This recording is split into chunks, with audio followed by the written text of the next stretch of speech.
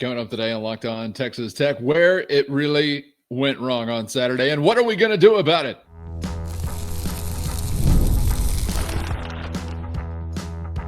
You are Locked On Texas Tech, your daily podcast on the Texas Tech Red Raiders. Part of the Locked On Podcast Network, your team every day.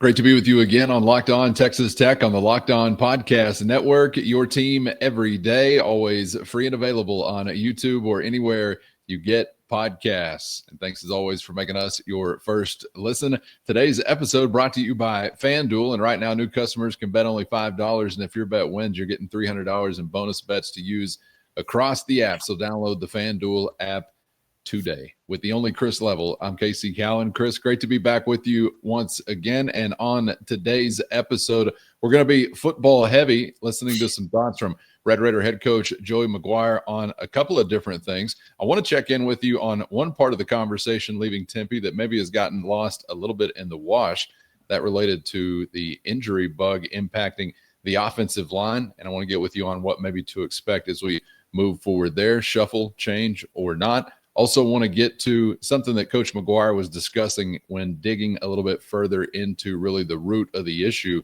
on Saturday. And we'll make a little time for hoops before we get out of here, because JT Toppin confirmed once again to be in rarefied Red Raider air. But Chris, you heard, like I did, some of the comments from Coach McGuire, and this is where I want to begin. I think somewhat along the same lines of what you and I talked about when it comes to the response leaving Tempe, Arizona, and a desire to be pissed off for greatness. That seemed to be a theme, did it not, running through the day, that he was really hoping for that type of response and sort of demeanor as they get ready for the Cowboys to come to town. Yeah, you don't want it to come, okay? But when a team like this is kind of rolling along, and I don't think you were to the point where the pressure of being undefeated was a thing or anything like that. But you hope to be 7-0. But when you take that first one, it can sometimes, I should say, not be a bad thing. It can shake the system up. It can cause everybody to hit the reset button, and it can motivate. It's weird because Oklahoma State's coming in this weekend. That's just the way it fell, and you're a 38.5-point favorite. Whereas if you had, like how Arizona State had it, where they go, it happens against Utah, and then you got Texas Tech and all that. Like, it's not really going to matter what you do to Oklahoma State as long as you win. But I do think that it probably shook up that locker room quite a bit, and I think Joey confirmed that. There's no question that when you're talking about a team that I think has the type of pride these guys do, because it comes with some of that maturity, you would expect for them to respond in that kind of way, because it's not just about taking an L, but it's sort of about not meeting the standard they had set so far this season in a lot of different areas. But I want to get to Coach McGuire discussing one of those that he really focused in on, if you really want to know where it went wrong, according to him. And this ties into a lot of things. You'll hear him referencing, of course, the ground game and frustration with what wasn't done there. But it's not just about that specifically. It's about situations, unfortunately, it sets up for the offense that are not easy to overcome. Here's Red Raider head coach Joey McGuire. We did not run the football enough. We need to be more effective. I think a little bit, too, was – whenever not necessarily 7-6, but whenever they started stretching it, we felt like that we had to create some explosive plays, try to grab some momentum. It's something, it's always something that if you could go back on that you wish you did. But I will tell you, I do think that, and I gave credit after the game, and I'll give them credit now. I thought that was the best tackling team that we faced, and I think sometimes whenever you're saying averaging 5 yards a game, you've got a couple big runs in there, and then you have a lot of 1 and 2 yard games. There was plenty of times that we thought we had things blocked up. We ran counter to our sideline, and it looked like it was going to be a big play, and it became 2nd and 9. If you really want to look at that game, whenever you go back and look at the numbers and everything like that, we were really bad. No matter what we did, we were really bad on first down. That's where the game, as far as the offensive, when you go back and watch film, is we were in a lot of 2nd and 9, 2nd and 8, and it was based on, they played well up front and they tackled really well. I think that was one of the big takeaways after watching film was we have to be a lot better on first down. And another frustrating part, Chris, that it was so kind of out of character, I guess, compared to what they've been this season. Yeah, I agree. I think, and a variety of other things that lead to that, because we had touched on over the weekend or when we talked yesterday, I guess it was, but you were 7 of 19 on third and fourth down combined. That's tough sledding. You're not gonna succeed in a game offensively when you're not converting on the quote unquote money downs, right? But I think that what he's saying is really it's not about those plays, but we screwed it up on first down. I think there was some admitting that, yeah, maybe we could have let the running backs carry it a bit more. Maybe we could have called a few less quarterback runs. Maybe we should have been more patient with it. But then you start trailing, and it's hard to be patient. It's easier to say that a few days removed, but when you're in the middle of it and you're trailing, it's like, okay, do we stick with this run game when it just has not worked? I think even some discussion too about Will Hammond missed a few throws down the field and he checked it underneath and all that, to which all the coaches took all the blame for this. Like, hey man, we've got to coach him to be better and to take that shot when he sees it, which he did. And with 2 minutes to go, and it's like, hey, you scored too quick.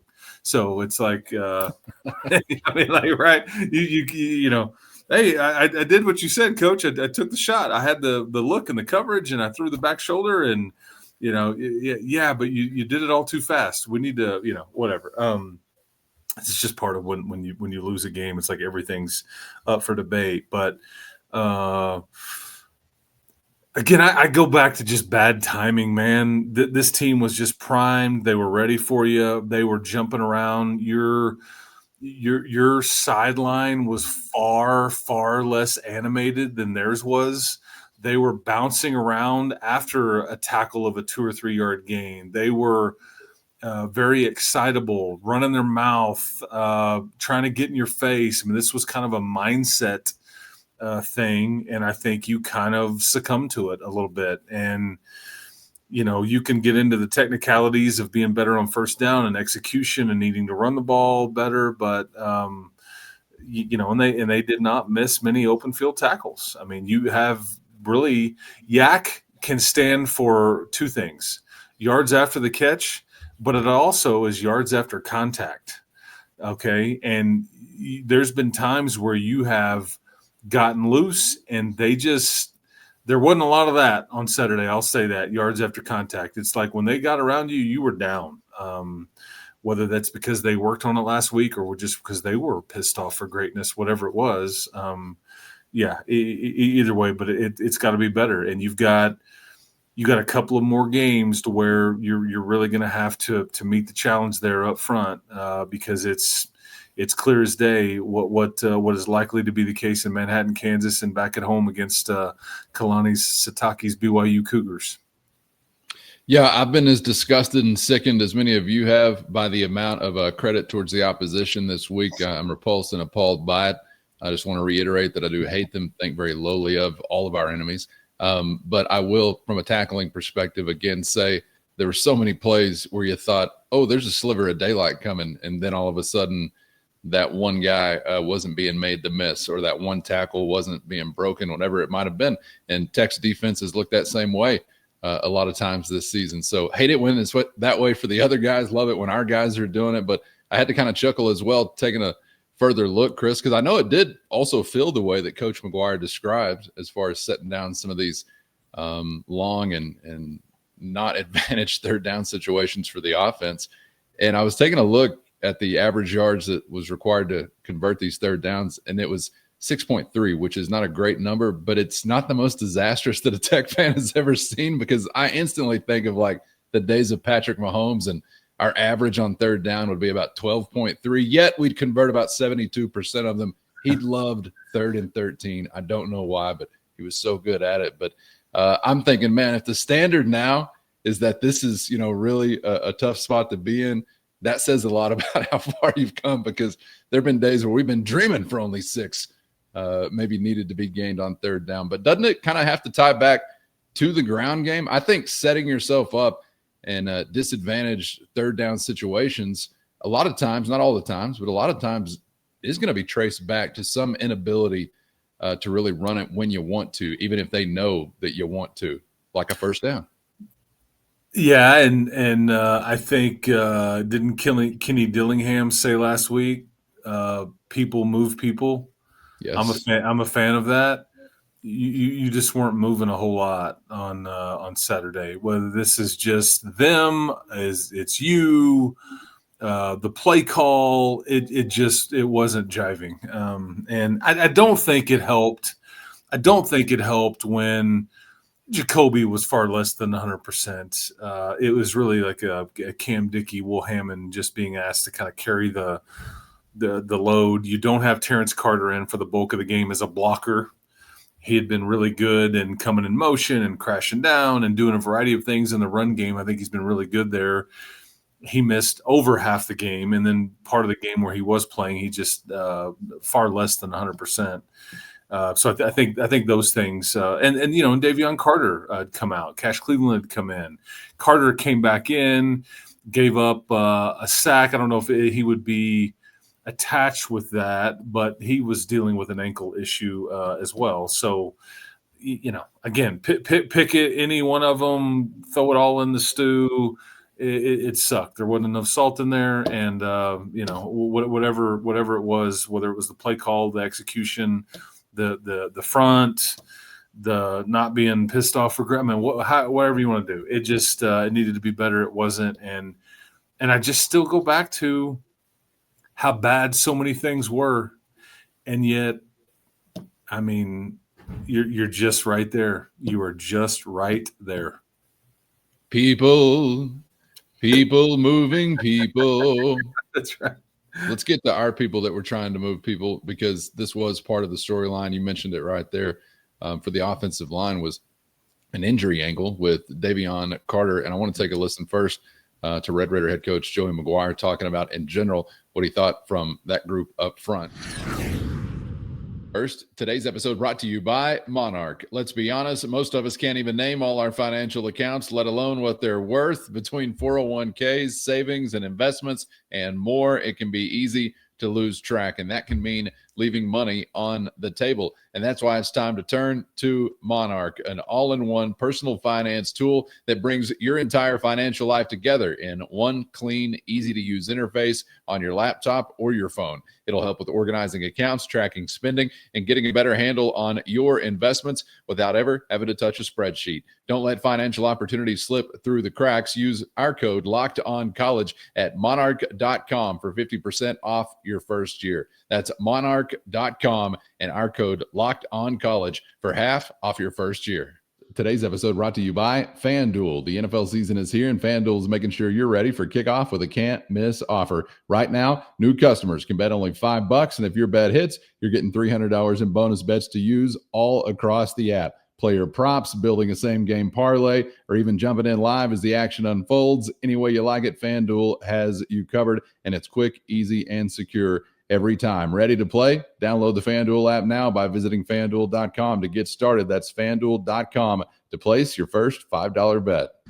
And I want to take a listen first to Red Raider head coach Joey McGuire talking about, in general, what he thought from that group up front on Saturday. The first sack that we gave up was a simple TE, a tackle in twist, and we hung on the tackle too long. We should have been able to pick that up. That ended up being a big play for them.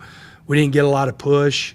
There was some stuff that they did well. There was a lot of times that we had really good pass pro, that Will had a clean pocket. I think they will take a lot of pride in running the football more effective this next week. So we got a little bit of a look, I guess, at what the shuffle could look like if an injury was to impact that group, at least with Carter. But I'm kind of curious maybe how you're feeling about this week playing out. And here's why it's playing out that way. I can't say for certain that Cash Cleveland is the best interior option that you've got. But he's been good. I can tell you that he's been good and good enough that where they like, hey man, let's go. Because the debate is between him or Hunter Zambrano. However, if we've tried to lay it out there, they're trying to, if they can, preserve Hunter Zambrano and spill that into next year. And I don't think they would, if they felt like, okay, this is specifically the reason that we're just screwed otherwise or whatever. I think they would push that button and say, hey man, go play. We try to do it. It's not going to work, but we're trying to go win a championship and that whole deal. But I think that's kind of the plan. And I think because I often wondered if Cash Cleveland would come in and play center and you move Sheridan Wilson over to guard, but they just put Cleveland over in at guard. I will say, too, that if there was ever a problem with one of your tackles, okay, hopefully that is not going to be the case. Will Jados would move out to whichever side, and then Cleveland would move and play his vacated guard spot. So that's kind of like your 6-man rotation right now. And it's just crazy because we're talking about a guy that just got here in the spring from Colorado, and you're not talking about Vinny Scurry. You're not talking about Hunter Zambrano. Now, we've laid out the reasons why there, but you've still got a variety of younger players that you're trying to develop, and Daniel Sill and Holton Hendricks is just now back, I think, into the equation where he's just been recovered and is healthy and now available.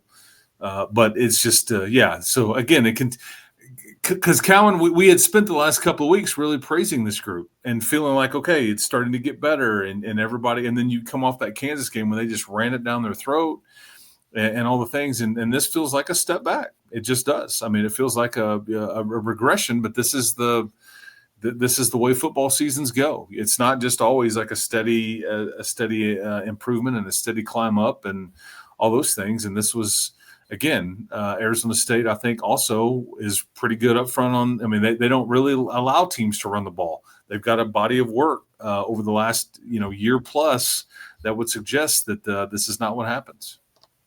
Yeah, and it's got to be graded based on the opponent. I've been asking myself, how good is it really looking for the offensive line? I just kind of play with the descriptor of road grader. Are they in this category? Are they not? It really wasn't until, I don't think, after the Kansas game where I felt like, man, there are people moving some people, as we were talking about. But would you say Arizona State was a stiffer challenge up front than what they saw in Utah? Because I guess those are the two I would look to. Who would you say between those two? Well, it's a different scheme. I think that applies, but I think that talent-wise, the Utah group was probably better on paper. There was nobody like the Daly kid on Arizona State's team that Utah had, like that's one of the top sack getters and just pass rushers and just plays like a madman. And so they don't, but again, it goes back to you got Arizona State's best shot, man. Like they were drooling. They were like, running out there like a bunch of crazed dogs and like, just in your I mean, so that is part of it too. That is part of it too. Everything you want your boys to be on game. Crazed animals, drooling and whatnot. You know the scene. So I think, it's fair to ask the question. I think it's the question we're all asking. We know that the offensive line clearly improved from where you've been for a significant period of time as a program, but improved enough to have you in conference title contending category or the elite of the elite kind of category. And the question, I think, still remains out. Am I describing that in the way that you find fair, or how are you viewing this group? Because I think we clearly were seeing some progress being made. And obviously, I think the talent level has been upgraded, but it remains a work in progress. And I hope we're dodging some of this injury stuff, I guess, so that it doesn't complicate that work in progress even further. Yeah, I know that you're asking more about offensive line, but I would be when I hear Terrence Carter almost talked about or mentioned, and maybe I heard it wrong, so I will throw that out there, mentioned in like past tense, yeah, it's going to be tough to replace him or something along those lines. I'm like, I don't think Davion Carter is serious. One, because he came back in. Yeah. But these are all things that will affect this run game and just the offensive line in general. So we'll just have to keep an eye on said injury report or availability report as the week goes along. And you're going to be okay this weekend. That's not the issue here. It's the 2 games after that you've really – all this whole thing that you've tried to put together, it's going to come down to that little 8-day stretch or 7-day stretch when you play those 2 games back-to-back Saturdays, one away and one at home, and that'll, and no, I'm not glossing over UCF or West Virginia. Yes, you would have more work to do, but you must hold serve in those games for those to even matter or count, large in part. So this weekend, not as big of a deal from a health standpoint. I do think it may be a bit different, though, with Barron compared to these other guys, because I think Joey, he wants his quarterback in rhythm. He feels like that's important. We've heard this, but it's a little bit different than with Terrence or Davion or some of those guys. I'm just going to try and get a deep breath after that Terrence Carter. Come on, TC. Don't do it. I thought he was just always hurt but never misses any time guy. Kind of like your dad. You think nothing will ever get to him. And we'll see. We'll see. What was? Did I miss here? Was it maybe just meaning for this weekend? I just don't. I don't know if we have any clarification there. But you know what my thoughts about that. I mean, I've been trying to preach tell his story since July. He's different and kind of opened it up for everybody else. Like him and Jacoby are the 2 guys that you can do all of the stuff, but they are mismatches. They are the gadget guys. They are the do it all. We can really make you pay type guys. And so, and then you look about last weekend, you were missing one, and the other one was severely limited. Man, I just, type of X factor you can't replace, and the type of X factor that everybody would love to have, whether it's Jacoby or Terrence Carter. But Terrence Carter has lived up, no doubt, to the billing that we were discussing leading into the year and hoping for some good things moving forward with him. Perfect segue to wrap it up, Chris, because we can stick with the theme of different if we're talking JT Toppin. And I'm going to pause for the cause of celebrating this guy anytime we've got the opportunity. First, today's episode brought to you by Gametime. Have you ever decided at the last minute to head to a ball game with friends or family? Maybe it's game day and you suddenly feel the call of the stadium. That's exactly where Gametime comes in. It's the easiest way to grab last-minute tickets without the stress. And with the money you save on tickets, you can then splurge on foods, drinks, gear, and more. Gametime makes it all possible. And best of all, Gametime makes buying tickets fast and simple. Prices on the app actually drop the closer you get the first pitch, and they've got incredible last-minute deals, clear seat views, and a lowest price guarantee that takes the worry out of buying. And if you're like me, you get tired of endless scrolling trying to find the best deal, and that's why Gametime's Zone Deals is the go-to move, since it automatically picks the best seats in your section for you at the best price. And as always, you can get a view from your seat right there in the app. So before you buy, you know exactly what you're going to see. Take the guesswork out of buying tickets with Gametime. Download the Gametime app, create an account, and use our code LOCKEDONCollege for $20 off your first purchase. Terms apply. Again, create an account and use our code LOCKEDONCOLLEGE, Locked On College, for $20 off. Download the Gametime app today. Last minute tickets at the lowest price, guaranteed. You already know that he is in a special category of Red Raider as a reigning conference player of the year. But if you did not see it come across this week, JT Toppin, an AP preseason All-American, one of 5 names there. And I think in the history of the program, Chris, if my most recent research is correct, I think you've got, 4, maybe 5 consensus All-Americans, AP All-Americans when it's all said and done after the season has been played. But we're talking about Sasser. We're talking Emmett. We're talking Evans. We're talking Culver. We're talking some of the best of the best. And clearly he's got a chance, but I'm just continuing to enjoy seeing him be decorated and have some of these preseason accolades roll in. Were any of those guys you mentioned preseason All-American? I did not find that. I did not find that. Yeah. And that's where this is different. Yeah. You haven't had preseason love for a Red Raider. I wanted to know that answer, so please let us know if you know it out there. But I was curious what that list looks like, because you usually have to go take it as opposed to sort of being set up for it, right? Oh, you're. I mean, in this sport, you're not getting the benefit of the doubt there. That's why it's like in preseason defensive player of the year, like Jacob Rodriguez. I mean, these are uncharted waters here for all of us that we're sailing through here, but. I'm telling you, I think this isn't where it stops with JT. I think there's going to be some preseason player singular of the year accolades. It comes with a lot. It's a lot of like, man, it doesn't matter what he does. He cannot live up to this hype. I mean, this is, the kid from Auburn last year and then Cooper Flag type territory. That he's in. He's not a bona fide like NBA can't miss, or he would already be there if that's what some thought. Like Flag has already foregone the rest of his was the number one pick in the draft. But this is heavy praise. And there's a lot that I know people don't like about NIL and all the stuff. This is a perfect example of why it's been a great thing, because you keep guys like this around for longer in college where they want to be ultimately. And Texas Tech certainly benefits here, but I can't wait to see what the encore looks like. And I hope people, because he's not going to walk out there and average 30 and 20.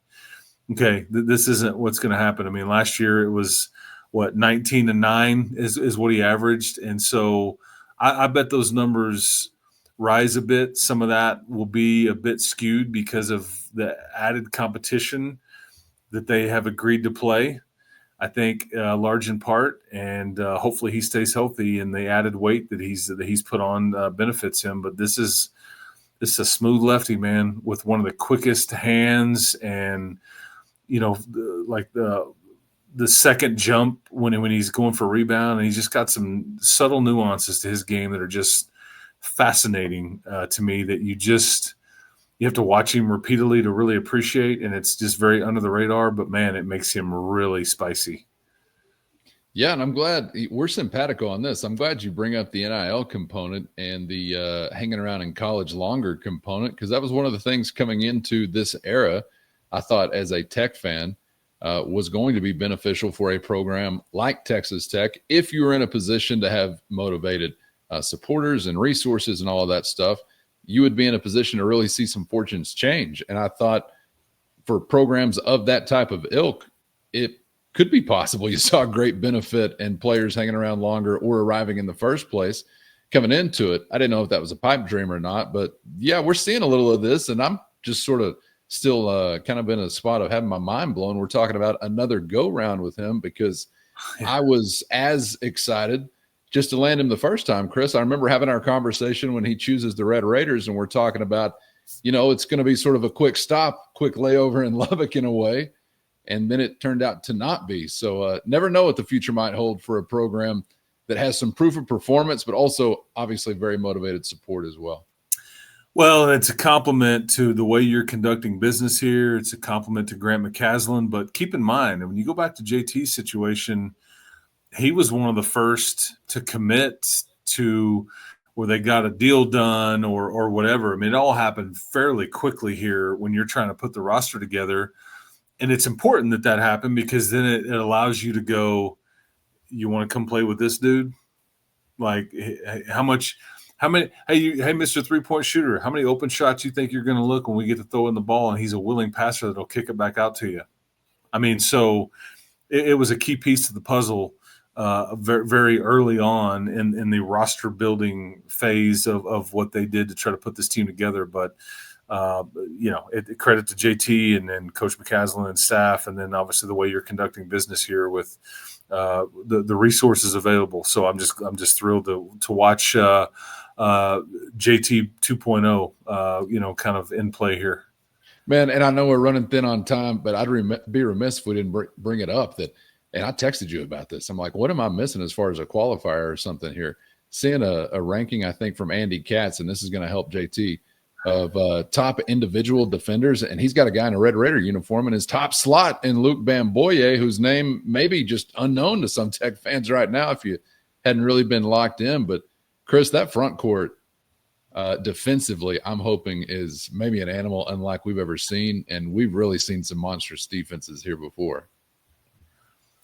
The most stunning thing about that list, because you're talking about a list that came out late last week. It was a top 10 defenders in the country list, as you mentioned. It was a graphic, and Luke Bamboye's name, he's the tops, according to Andy Katz. Andy Katz talks to everybody in the sport. He knows ball. I mean, he's covered this thing for a variety of different ways, and I think now he maybe even technically works for the NCAA, or I can't remember if he does stuff for ESPN, whatever. Anyway, Coach McCaslin's been on this podcast a variety of times. Coach Beard used to be. I mean, anyway, he's been around a long time.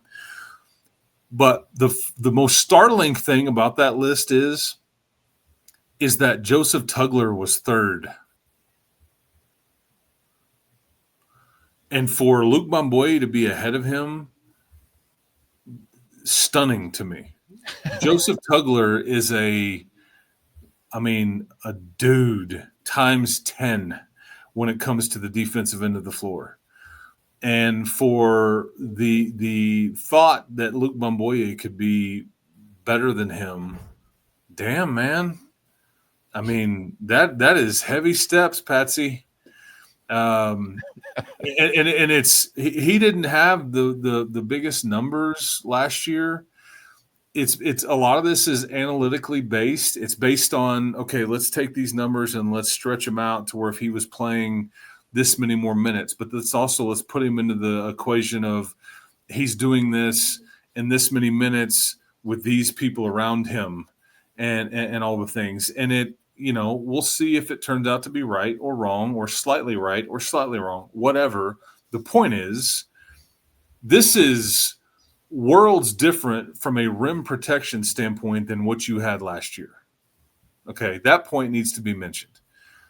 This is a true shot blocking rim protector, whereas Federico was a role player, a lob threat, a great team guy, would do anything for you, would do it with a smile on his face. He played hurt, but this is more of a defensive specialist that is a lob threat, but he will alter the way things go on defense. I will say he's a bit dinged up, or has been recently. I think he's supposed to be fine, but I'm not trying to ramble on here, but yeah, man, damn, that graphic was like a shock to the system because Tugler was number 3.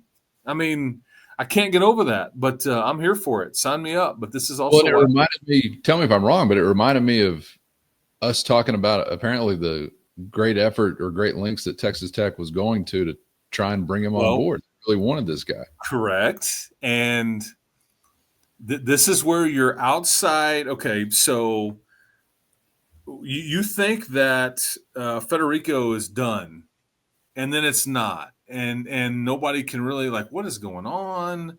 I thought everybody's simpatico, same page. I mean, you remember going through this journey with me on these shows, and we're trying to figure out. And then it wasn't, and then it's like, okay, he's out of the picture, and then the focus turned to this one, and you start to hear about dollar figures and this and that, and they were really wanting to go all in here, and it wasn't met with like a ton of fanfare by the fans, because you just go look, hey, let me Google Luke Bamboye, let's look at the stats, let's see what he did. He didn't play a ton of minutes. Oh, he's got some blocks. He doesn't really score this and that. But I'll tell you, if you trust the outside entities of the analytical people that are helping construct your rosters, or pointing you, saying, if this is what you're looking for out there, this is the fit. And it's the same company individual that's kind of helping football, that's doing basketball. And I think they really said, if this is what you want, here's your guy. Like, go figure it out. But I'm pointing you to, you know, and so I think you're like, okay. And so that I think a lot of the analytical data really suggests that he could have a really strong year, even as much as a role player could. I just think a defensive presence. Apparently, he's a great kid, very talkative. They've tried to put on some weight on him. You just got to get him healthy and turn him loose, and we'll see what happens. But I'm here for some rim protection, man, because it cleans everything up. It's like a quarterback in football. They can mask a lot of deficiencies, and it allows you to play much more aggressive on the perimeter because you know you got help behind you that can clean up your mess.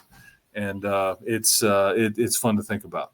I'm sorry to get us a little sidetracked here at the end, but I'm licking my chops thinking about this defensively. When we're talking Toppin, I know what he can do offensively, and it's a lot of fun to watch, like a jackpot. But defensively, I mean, he could be a part of what is a different kind of animal than what we've seen in a long time, or maybe ever, with some of that rim protection we're talking about here. So looking forward to finding out November 4th, folks. And yeah, I think November 11th, Champaign, Illinois.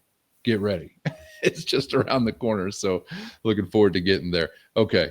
A bucket of variety on today's program, Chris. Enjoyed it as always, man. Appreciate the insight and the time, and we'll see you for the next one. Keep hope alive, people. We'll talk to you next time. We covered a lot there, boy, but that was a lot of fun, man. It's all just kind of coming together, all just happening at the same time. November is almost here, and it's a bit stressful and fun at the same time.